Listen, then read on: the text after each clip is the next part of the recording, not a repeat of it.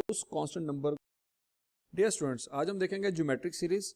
Geometric series के बारे में मैंने आपको बेसिक इन्फॉर्मेशन पहले ही दे दी थी कि ऐसी सीरीज जिसमें कोई मल्टीप्लिकेशन या डिवीजन होती नजर आए किसी कांस्टेंट नंबर के साथ, तो वो ज्योमेट्रिक सीरीज होती है। एग्जांपल हमने देखी थी 1 2 4 8 16 32 64 एंड सो ऑन। ठीक है जी, हम इस एग्जांपल को यूज करते हैं और अपने कुछ जो फार्मूला हमें रिक्वायर्ड है वो हम बना लेते हैं। सबसे पहले देखिएगा कि यहाँ पे हमें नजर आ रहा है कि 1 2 4 8 एक कांस्टेंट नंबर है जो मल्टीप्लाई होता जा रहा है और अगली वैल्यू बनती जा रही है। तो उस कांस्टेंट नंबर को हमें यहाँ से जो आइडिया हो रहा है वो 2 है, लेकिन ये 2 निकालने का, कैलकुलेट करने का जो फार्मूला है वो पहले बना लेते हैं। तो फार्मूला जो बनता है उसको हम कहते हैं जी कॉमन रेशो। उस 2 का नाम है कॉमन रेशो और उसका फार्मूला ये है second value divided by first value. उसको कहते हैं second value divided by first value. For example इस क्वेश्चन में सेकंड वैल्यू है 2, फर्स्ट वैल्यू है 1, तो 2 डिवाइडेड बाय 1 करेंगे तो आंसर आ जाएगा। लेकिन हम third value divided by second value भी कर सकते हैं, कोई प्रॉब्लम नहीं है। थर्ड वैल्यू है जी 4 डिवाइडेड बाय सेकंड वैल्यू 2 है, तब भी आंसर 2 आ जाएगा। या इसी तरह से हम fourth value divided by third value भी कर लेंगे तो हमारा आंसर आ जाएगा। फोर्थ वैल्यू यहाँ पे 8 है, डिवाइडेड बाय 4 आंसर 2 आ जाएगा। ठीक है जी, तो इस तरह से हमारा जनरल एक फार्मूला बन जाता है। क्या जनरल फार्मूला बन जाता है कि भाई following value divided by preceding value. ठीक है, कोई भी दो वैल्यूज अगर आपके पास अवेलेबल है तो बाद वाली वैल्यू को ऊपर रखेंगे और पहले वाली वैल्यू को नीचे रखेंगे। ठीक है जी, अगर 50वीं और 49वीं वैल्यू भी हो तो 50वीं वैल्यू ऊपर आएगी, 49वीं वैल्यू नीचे रहेगी। ये आपने इसी तरह से याद रख लेना। हमारा पॉइंट ये है कि कॉमन रेशो का फार्मूला हमारे पास, पहला फार्मूला हमारे पास आ गया कॉमन रेशो का। ठीक है जी, उससे हमारा आंसर आ गया था। अब उसके बाद हम देखते हैं जी, पहली वैल्यू 1 है, फिर दूसरी वैल्यू 2 है, फिर तीसरी वैल्यू 4 है, फिर चौथी वैल्यू 8 है, फिर पांचवी वैल्यू 16 है, छठी वैल्यू 32 है, सातवीं वैल्यू 64 है, आठवीं वैल्यू 128 होगी, नवीं वैल्यू 256 होगी, 10वीं वैल्यू 512 होगी, वगैरह वगैरह। तो इसी तरह से हमें कोई nth वैल्यू अगर फाइंड करनी पड़ जाए तो उसका कोई फार्मूला बना लेते हैं। ठीक है जी, let first value is a, वही जो हमने वहां पे पहले किया था। Let first value is equal to a, then second value will be a into r. अब अप्लाई करके देखना है, यहाँ पे पहली वैल्यू थी a मतलब 1। अब दूसरी वैल्यू निकालनी है तो तरीका क्या है, वो कहता है पहली वैल्यू को मल्टीप्लाई कर दो कॉमन रेशो के साथ। कॉमन रेशो हमने इस सवाल में निकाली हुई है 2, तो 1 इंटू 2 करेंगे तो आंसर आ जाएगा 2। अच्छा, अब जो थर्ड वैल्यू है उसका फार्मूला बन जाएगा ए आर इंटू आर, मतलब सेकंड वैल्यू को कॉमन रेशो से मल्टीप्लाई कर दें। जैसे कि हमें नजर आ रहा है कि इस वैल्यू को अगर हम कॉमन रेशो से मल्टीप्लाई करेंगे तो 4 बन जाएगा। तो करके भी देख लेते हैं, 1 इंटू 2 इंटू 2, तो ये आ जाएगा जी 4।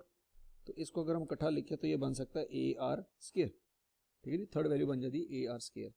इस तरह से फोर्थ वैल्यू अगर हम बनाना चाहते हैं तो तरीका क्या होगा, ए आर स्क्वायर को मल्टीप्लाई कर दें आर के साथ, तो ये बन जाएगा ए आर क्यूब।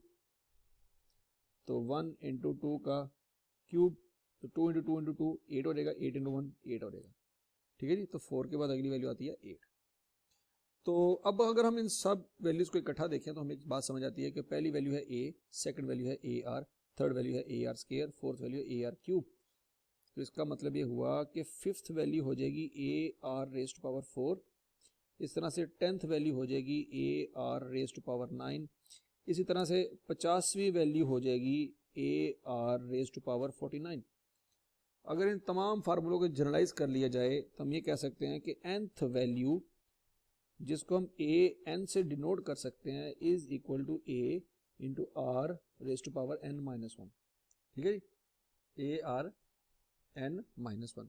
अब यहाँ पे कोई भी वैल्यू फाइंड करने के लिए दो चीजें चाहिए। नंबर 1 पहली वैल्यू क्या है, नंबर 2 कॉमन रेशो क्या है, और नंबर वैल्यू तो वैसे भी आपको ऑलरेडी पता होंगी। फॉर एग्जांपल इस क्वेश्चन में वो क्या जाता है कि भाई 1 2 3 4 5 6 7 8 9 10, वो कहता है जी 20वीं वैल्यू फाइंड करो, 20th वैल्यू इस सीक्वेंस में क्या होगी।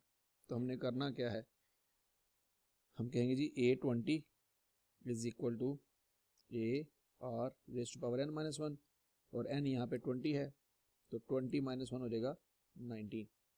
अब ये फार्मूला बन जाता है, a की वैल्यू 1 है, कॉमन रेशियो 2 है, पावर 19 करेंगे तो हमारे पास आंसर आ जाएगा, और आंसर हम कैलकुलेटर से कैलकुलेट कर लेते हैं। ठीक है जी, ये कैलकुलेटर यूज़ करते हैं हम, और इसमें वैल्यू पुट कर लेते हैं जी 1 इंटू 2 की पावर यहाँ पे लिख देते हैं जी 19, सबको लिख देते इकट्ठा, तो 524288, ठीक है जी। हमारे पास आंसर है जी 524288, सीधा सीधा हमारे पास कैलकुलेटर से आंसर आ जाएगा कि 20 वैल्यू हमारे पास ये आ गई है। अच्छा जी, लेट्स अज्यूम कि ये 20 वैल्यू ही लास्ट वैल्यू है या ये वाली वैल्यू लास्ट वैल्यू है, तो इस फार्मूले में हम ये कह सकते हैं कि nth वैल्यू में फार्मूला जो बन जाएगा वो ये बन जाएगा, ए एन की जगह एल आ जाएगा, a l is equal to a into r raise to power n minus 1, ये वाला फार्मूला भी यूज हो सकता है। तो ये हमारा दूसरा फार्मूला है। पहला फार्मूला कौन सा है जी, कॉमन रेशो का, second value divided by first value, और उसको हम आर से शो करते हैं, ये लिखा नहीं वैसे, इसको हम आर से शो करते हैं, ठीक है। और दूसरा फार्मूला जो है वो nth वैल्यू का है या लास्ट वैल्यू का है। अब वंस अगेन ये फार्मूला सिर्फ लास्ट वैल्यू फाइंड करने के लिए नहीं है, इसमें फर्स्ट वैल्यू भी फाइंड की जा सकती है, कॉमन रेशो भी फाइंड की जा सकती है, और नंबर ऑफ वैल्यूज भी फाइंड की जा सकती हैं। फॉर एग्जांपल वो आपको सवाल इस तरह से दे सकता है कि एक रेशो, एक है जी सीक्वेंस है, उसमें लास्ट वैल्यू है जी 2048, फर्स्ट वैल्यू है जी 1, कॉमन रेशो है जी 2, लेकिन n नहीं पता क्या है, तो हम इसी फार्मूले को यूज करके n फाइंड कर सकते हैं। कैसे, l की जगह लिख लेंगे जी 2048, a की जगह आ जाएगा 1 इंटू आर की जगह आ जाएगा 2, और पावर आ जाएगा n माइनस 1, ठीक हो गया। 1 इधर आके डिवाइड हो जाएगा, 1 ही रहेगा, और 2 की power n minus 1 is equal to 2048 ही रहेगा। ओके, अब यहाँ पे हमें पता है जब पावर अननोन होती है तो लॉग लेते हैं, तो taking log on both sides, log 2048 is equal to n minus 1 log 2, ठीक हो गया जी। और n माइनस 1 लिखा सकता है लॉग 2048 डिवाइडेड बाय लॉग 2, तो लॉग 2048 डिवाइडेड बाय लॉग 2 इकट्ठा हम कैलकुलेटर से भी कर सकते हैं। कैसे, ये देखिए ज़रा, आपके पास ये बटन है, लॉग प्रेस करें, 2048 लिखें, ब्रैकेट क्लोज कर दें, divide by log 2, bracket close कर दें, आंसर आया था 11, ठीक हो गया जी। आंसर आ गया जी 11 is equal to n minus 1, ये n इधर आके जमा हो जाएगा, तो ये हो जाएगा 12। इस तरीके से हम आंसर निकाल सकते हैं। अच्छा, जो बच्चे लॉग यूज नहीं करना चाहते वो अगर इस सवाल को डायरेक्टली भी सॉल्व करना चाहें तो वो कैलकुलेटर से डायरेक्टली सॉल्व कर सकते हैं। वो कैसे, वो मैं बता देता हूँ। ये आप सिंपल इक्वेशन जो है इस डायरेक्ट आप कैलकुलेटर में पुट कर सकते हैं। कैसे, 2048, अब इक्वल टू का बटन के लिए हम प्रेस करेंगे अल्फा इक्वल, ये रेड कलर का इक्वल यहाँ पे लगा हुआ है, और 2 और x की पावर यहाँ पे लिखेंगे, n की जगह आ जाएगा x और -1, ठीक है जी। n की जगह मैंने x पुट कर दिया, अननोन है, अननोन इक्वेशन में फाइंड करना है।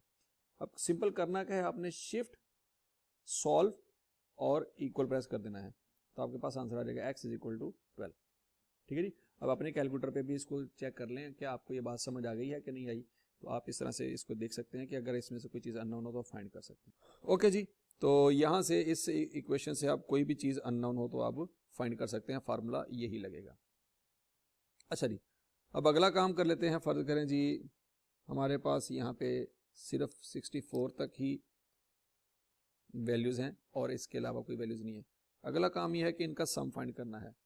ओके, सम पहले हम कर लेते हैं जी कैलकुलेटर से फाइंड। इनको कैलकुलेटर पे अगर जमा करें तो क्या आंसर आता है जी, देखिए जी 1 + 2 + 4 + 8 + 16 + 32 + 64 इक्वल प्रेस कर दें तो 127 आंसर आता है, ठीक है जी। मतलब अगर हम इनको वैसे कैलकुलेटर पे मैनुअली चेक करके आंसर निकालें तो 127 हमारा आंसर आ जाता है। अच्छा, अगला काम ये है कि अब हमने सम का फार्मूला निकालना है। सम का फार्मूला निकाल लेते हैं। सम का फार्मूला जो है वो गिवन है, हम कैसे बनाएंगे वो देख लेते हैं। Sum is equal to a into r raise to power n minus 1 over r minus 1, एक सम का फार्मूला। ये कैसे बना, इसकी डेरिवेशन कैसे हुई है वो हमारे से कंसर्न नहीं है। हमारे से कंसर्न ये है कि क्या हमारा आंसर जो हमने कैलकुलेटर से अपनी आंखों से इनको जमा करके निकाला है, क्या वो आंसर इस तरीके से आता है जो फार्मूला लिखा हुआ है। अगर तो आता है इसका मतलब है फार्मूला एक्सेप्ट कर लिया जाएगा। अच्छा जी, इस फार्मूले में, इस क्वेश्चन में a है जी 1, r है जी 2, n का मसला है 1 2 3 4 5 6 7 वैल्यूज हैं। 2 की पावर 7 आ जाएगा -1, ओवर 2 माइनस 1। याद रखेगा ये पावर में नहीं है -1, ये नीचे है। ओके, अब हम इसको कैलकुलेटर पे कैलकुलेट कर लेते हैं जी। तो 1 ब्रैकेट 2 पावर 7 नीचे आ जाए -1 ब्रैकेट क्लोज ओवर 2 माइनस 1, वैसे 1 लिख लें तो 127। ठीक है जी। तो सीधा सीधा आंसर हमारा 127 वैसे ही आ गया, और ये प्रूव हो गया कि हमने जो कैलकुलेटर से आंसर निकाला था वो इस फार्मूले से आ रहा है, लिहाजा ये फार्मूला बिल्कुल ठीक है। इसी तरह से सम का एक और फार्मूला भी है, a into 1 minus r raise to power n over 1 minus r. इसको भी ट्राई कर लेते हैं। a की जगह 1 आ जाएगा इंटू 1 माइनस 2 की पावर 7 ओवर 1 माइनस 2। तो 2 की पावर 7 128, उसमें से माइनस करेंगे तो -127 आ जाएगा, ओवर -1 है। 1 माइनस 2 करेंगे तो -1, ये माइनस माइनस से कैंसिल हो जाएगा, तो आंसर वंस अगेन 127 ही आता है। इसका मतलब ये हुआ कि ये फार्मूला भी ठीक है, और ये फार्मूला भी यहाँ पे इस सवाल पे अप्लाई हो जाता है। लेकिन आपकी जो बुक लिखी हुई है उस बुक में कंडीशन लगाई हुई है, वो कंडीशन आपने याद रखनी है। वैसे तो ये दोनों में से जो मर्जी फार्मूला आप अप्लाई कर लें आपका आंसर आ जाएगा, लेकिन बुक की कंडीशन ये है कि यह फार्मूला उस वक्त अप्लाई होगा जब कॉमन रेशो ग्रेटर देन 1 होगी या कॉमन रेशो लेस देन 1 होगी। ठीक है जी, कॉमन रेशो ग्रेटर देन 1 होगी या कॉमन रेशो लेस देन 1 होगी। ये उस वक्त लगेगा जब कॉमन रेशो ग्रेटर देन 1 होगी, और ये उस वक्त लगेगा जब कॉमन रेशो लेस देन 1 होगी। अब ग्रेटर देन 1 और लेस देन 1 का मतलब क्या है? इस क्वेश्चन में कॉमन रेशो थी हमारी 2, तो ग्रेटर देन 1 थी, ये फार्मूला लगेगा। अब कॉमन रेशो लेस देन 1 कब होगी? जब क्वेश्चन उल्टा आ सकता है। For example 64 32 16 8 4 2 1 and so on.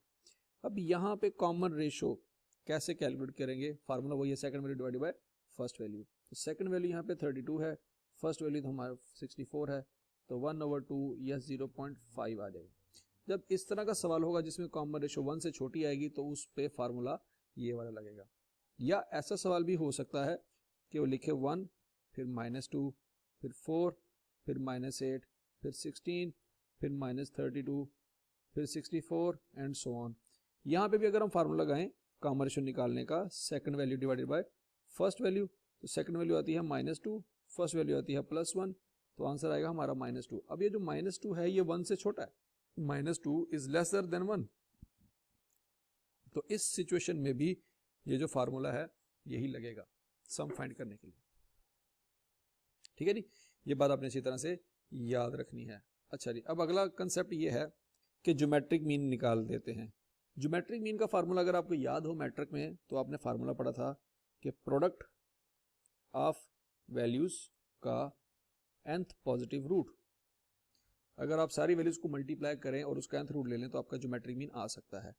अगर हम इस सवाल में इन सारी वैल्यूज को मल्टीप्लाई करें और ज्योमेट्रिक मीन निकालना हो 1 × 2 × 4 × 8, ये हमने मल्टीप्लाई करना है। कर लेते हैं जी। 1 × 2 × 4 × 8 × 16 × 32 × 64 पावर 7, जितनी नंबर वैल्यूज उतना रूट ले लेंगे। इस साथ के साथ वैल्यूज मल्टीप्लाई कर दी है। ठीक है जी, तो अब हम इनको कैलकुलेटर पे कैलकुलेट कर लेते हैं जी।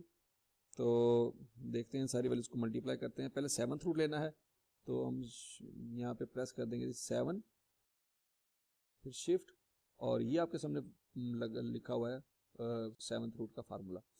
ये येलो कलर में पावर का आप रूट ले सकते हैं। अब मल्टीप्लाई कर दे 1 × 2 × 4 × 8 × 16 × 32 × 64। सारा कुछ आपने इकट्ठा लिख दिया, इक्वल प्रेस कर दें तो आंसर आ रहा है जी 8। तो ज्योमेट्रिक मीन हमारा आ गया 8। अगर आप देखें तो ज्योमेट्रिक मीन जो आपका 8 आया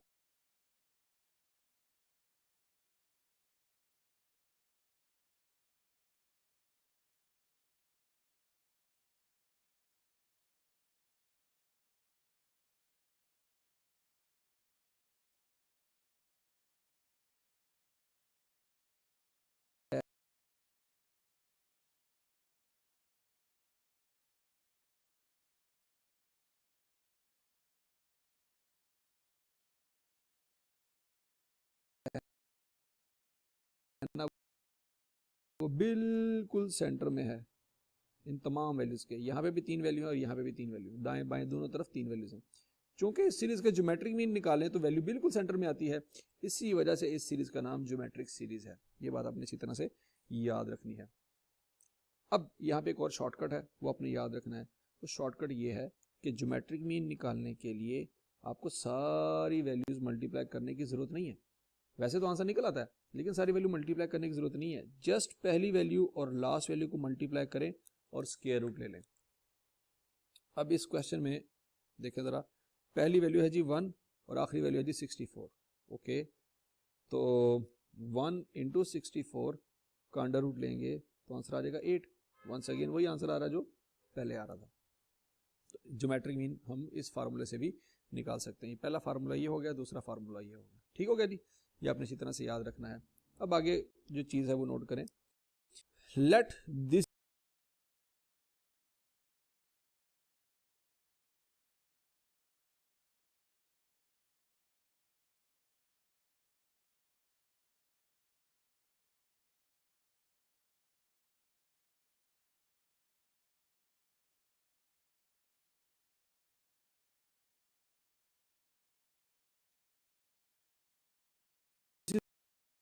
is equal to a and this is equal to b and this is equal to c. ये 3 वैल्यूज हैं ए बी सी, वो हम अज्यूम कर लेते हैं जी। Let a b c are 3 consecutive values in geometric progression। then हम क्या कर सकते हैं, अगर a और c को मल्टीप्लाई करें, स्क्वायर रूट लें, तो हमारे पास b आ सकता है। चेक कर लेते हैं। अगर हम 1 और 4 को मल्टीप्लाई करें 4 और उसका अंडर रूट लें तो हमारे पास आंसर आ जाएगा 2। ठीक है जी, तो इस तरह से हम कर सकते हैं कि 1 इंटू 4 अंडर रूट लेंगे तो आंसर आ जाएगा 2। 2 है हमारे पास b और ये है हमारे पास a और ये है हमारे पास c। अच्छा, अगर इन तीनों को मल्टीप्लाई कर दें a b c का क्यूब रूट, तो फिर भी हमारे पास b की वैल्यू आ सकती है। वो कैसे? 1 इंटू 2 इंटू 4 करें और क्यूब रूट ले लें तो ये आ जाएगा, तब भी 2 ही आता है। वैसे हम चेक कर लेते हैं कैलकुलेटर पे। ये क्यूब रूट लेना है तो पहले 3 प्रेस करें, शिफ्ट और ये बटन, ऐसे भी कर सकते हैं। 1 इंटू 2 इंटू 4, तो आप चेक करें आंसर 2 ही आता है। ठीक है जी, तो 2 ही आता है। तो b फाइंड करने का एक फार्मूला ये है और एक फार्मूला ये है। टोटल फार्मूले हो गए मीन फाइंड करने के 4। अब सवाल ये आ सकता है आपको, ऐसा सवाल भी आ सकता है कि वो आपको कहते हैं जी एक पहली वैल्यू है 1 और एक आखिरी वैल्यू है 64, और कहते हैं जी find 5 missing geometric means between 1 and 64। ठीक है जी, याद रखिएगा कि यही मैंने एग्जांपल उठाई है जो यहाँ पे लिखी हुई है आपके सामने, 1 2 4 8 16 32। अब जो 2 है ना, 2 ये ज्योमेट्रिक मीन है 1 और 4 का, और 4 ज्योमेट्रिक मीन है 2 और 8 का, और 8 ज्योमेट्रिक मीन है 4 और 16 का, और 8 तो हर किसी का ज्योमेट्रिक मीन भी हो सकता है, 2 और 32 का भी है, 1 और 64 का भी है। ठीक हो गया जी, और 16 ज्योमेट्रिक मीन है 8 है 32 का, और 32 ज्योमेट्रिक मीन है 16 और 64 का। ठीक है जी, आप किसी का भी चेक कर सकते हैं, मतलब 16 और 64 को मल्टीप्लाई करें, अंडर रूट लें, तब भी आंसर 32 आ सकता है। इसी तरह से 8 और 32 को मल्टीप्लाई कर दें तो तब भी 8 और 32 को मल्टीप्लाई करेंगे आंसर 16 आ जाएगा।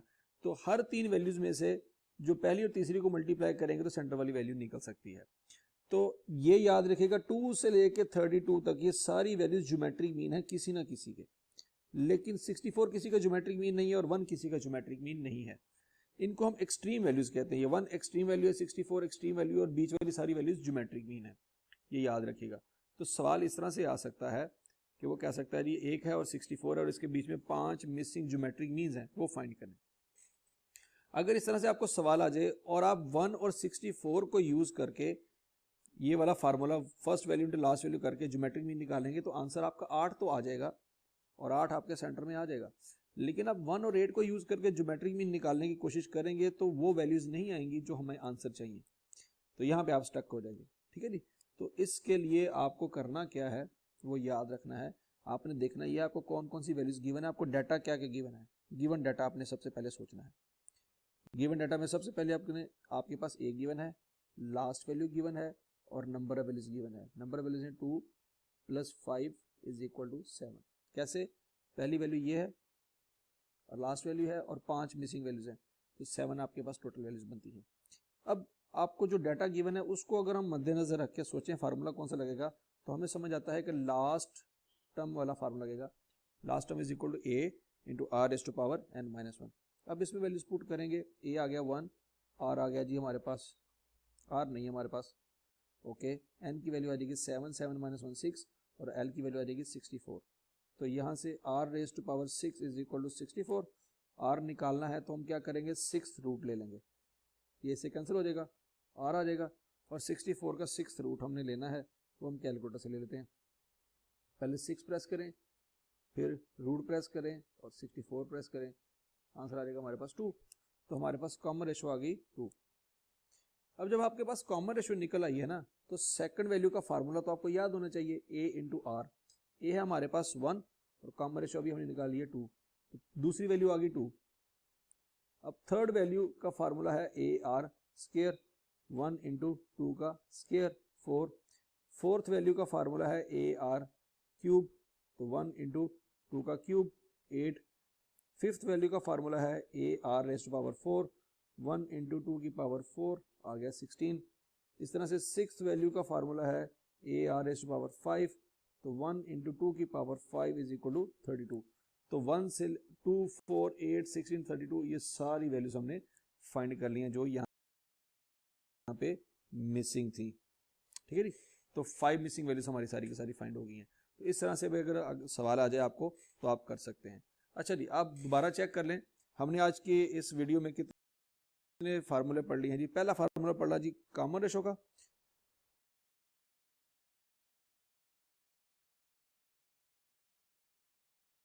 दूसरा फार्मूला हमने पढ़ा था nth वैल्यू फाइंड करने का या लास्ट वैल्यू फाइंड करने का,